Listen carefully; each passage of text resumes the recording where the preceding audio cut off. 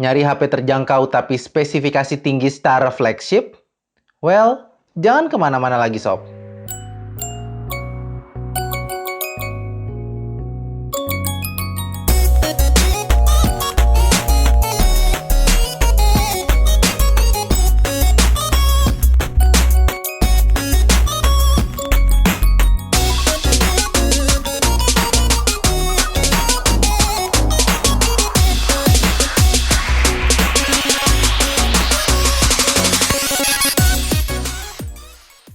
Nama mereknya mungkin jarang sobat dengar. LED TV, yang sebenarnya juga sekarang udah ganti nama jadi Li Eco.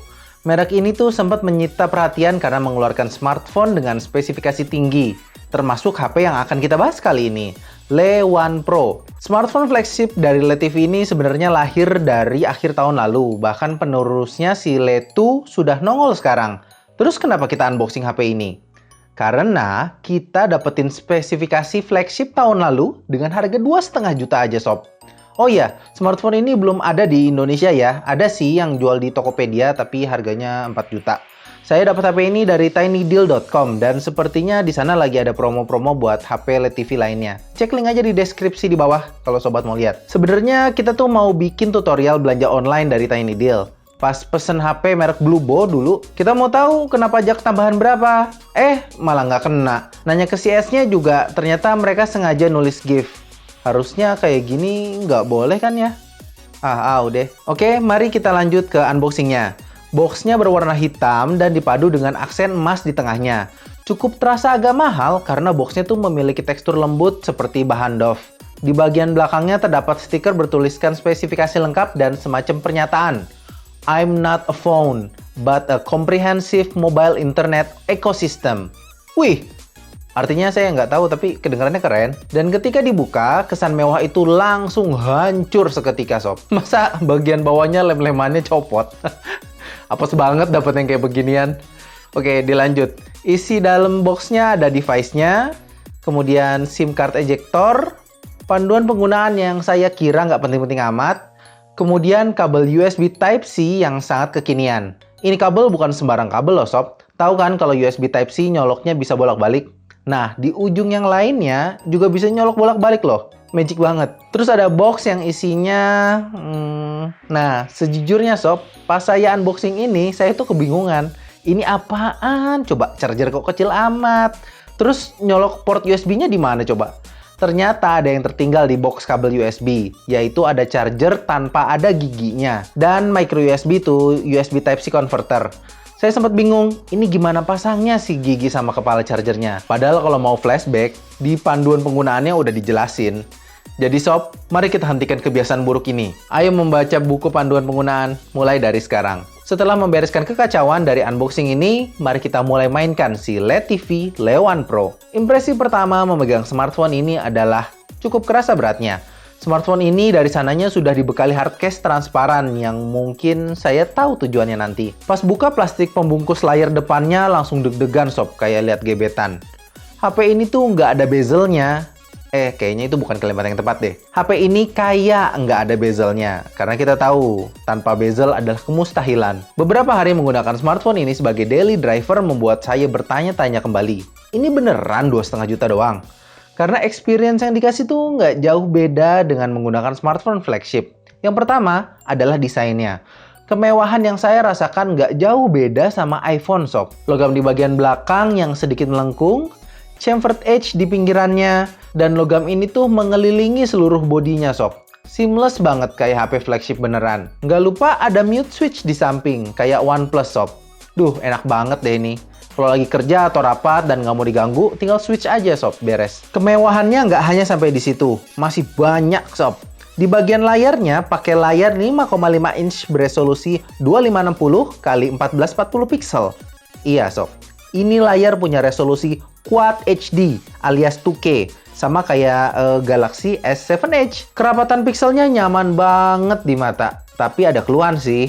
Warna yang dihasilkan menurut saya kurang pas sama selera.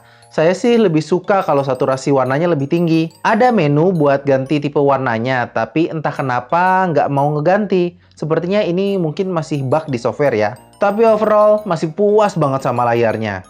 Ya iyalah, HP 2 juta, layar 2K. Mimpi apa gue semalam? Bagian yang keren lainnya adalah di sektor dapur pacunya. Pakai Snapdragon 810 dikombinasikan dengan RAM 4 GB bikin HP ini ngebut banget.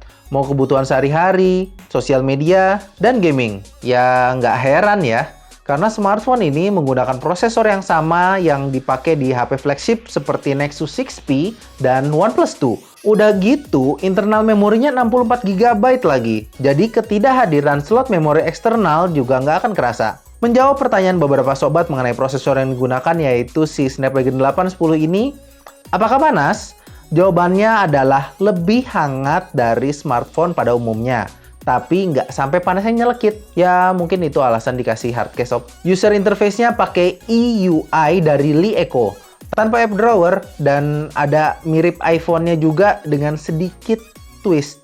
Yang pertama, multitasking-nya ini nyampur sama shortcut sob. Lihat deh, shortcut-nya tuh iPhone banget ya. Terus ada aplikasi streaming dari Li Eco. Konsepnya seperti TV berlangganan gitu, tapi ada juga kok yang bisa ditonton gratis. Nggak suka? Tinggal dimatiin. Di bagian softwarenya ada dua hal yang harus sobat tahu. Pertama adalah yang tadi, perihal color display yang nggak bisa diganti, sama aplikasi YouTube-nya yang nggak bisa dipakai. Nggak tahu kenapa. Jadi kalau mau nonton YouTube ya via browser. Cukup nyebelin sih menurut saya, tapi tentu ini bakalan beres via update software. Sekarang sih belum ada update lagi ya. Tapi kalau dilihat forumnya, update software kayaknya bukan jadi masalah.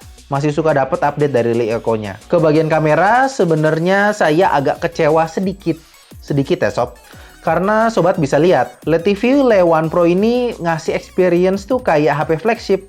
Maka secara otomatis ekspektasi saya buat kameranya juga cukup tinggi. Ternyata ya performa kamera 13 megapikselnya kayak HP kelas menengah lah. Ngasih hasil foto yang bagus ketika kondisinya memungkinkan. Detailnya kena banget. Cuman ketika masuk ke dalam ruangan saja, udah mulai muncul noise-nya. Untuk kamera depannya yang 4 megapiksel nggak terdengar spesial ya. Hasilnya masih oke lah di-share ke media sosial. Karena pakai teknologi ultra pixel, selfie pas lagi malam-malam masih oke. Mungkin itu aja sob yang bisa saya kasih tahu kali ini. Saya masih belum bisa share performa baterai dan katanya ini HP bisa rekam 4K loh. Kenapa nggak saya share sekarang? Karena saya juga baru tahu pas lagi ngedit video ini. Terus ada hi-fi-nya, oh ya lupa, ada hi-fi-nya juga katanya. Cupu amat ya ini reviewernya. Kalau mau reviewnya jangan lupa kasih tanda like dan komen ya sob, mau lihat apa aja dari HP ini. Saya memutuskan suatu HP di review apa enggak, itu tuh dari jumlah like-nya ya sob. Kayak si Xiaomi Mi Max contohnya. Jadi ya mungkin kalau banyak like-nya si LED TV ini akan di-review. Tapi agak lama ya sob, karena ngakalin episode 2 belum jadi nih. Gearlist 2 juga belum jadi. Jadi ditunggu aja. Oh iya, kalau nyari review Mi Max di Droid Lime udah meluncur ya. Biasakan nonton review jangan dari satu channel aja sob. Karena kadang tiap-tiap reviewer punya opini yang berbeda-beda. Dan biar sobat juga jadi semakin mudah untuk menentukan beli HP-nya atau enggak. Di sini dengan Moldi out.